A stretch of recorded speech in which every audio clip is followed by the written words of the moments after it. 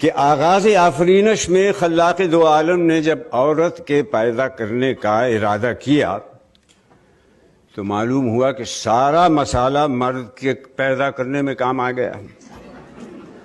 عورت کے بنانے کے لیے عالم ایجاد میں کوئی چیز اعتبار کے لائق نہ رہی.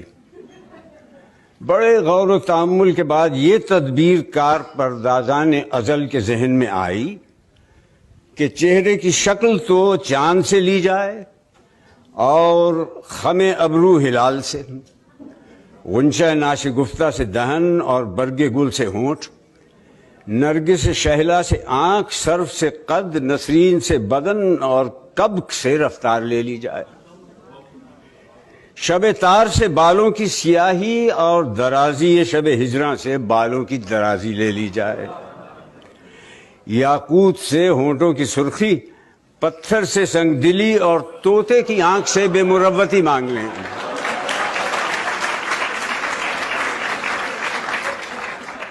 ماتھے کی چمک کندن سے اور دانتوں کی دمک موتیوں سے لے لیں. قلقل مینا سے آواز کی کھنک اور شمع سوزاں سے آنسوؤں کی لڑی ضرورت کے وقت عاریتاً لے لو. گردش روزگار سے مزاج کا تلون لے لیا جائے.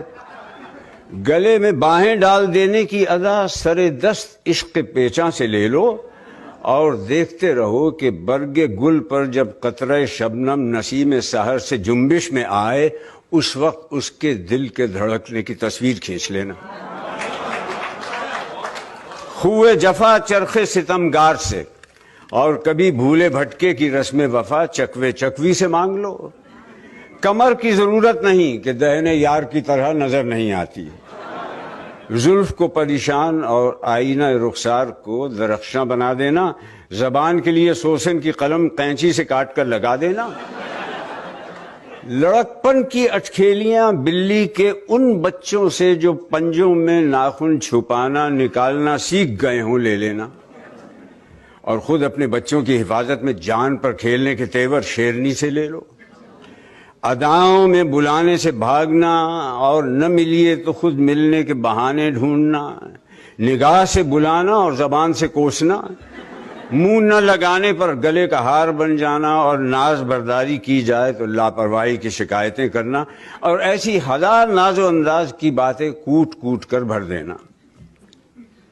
غرض ایسے ہی اجتماع ضدین سے عالم ایجاد کے نسخہ نویسوں نے یہ معجون مرکب یعنی عورت کو بنا کر مرد کے حوالے کر دیا.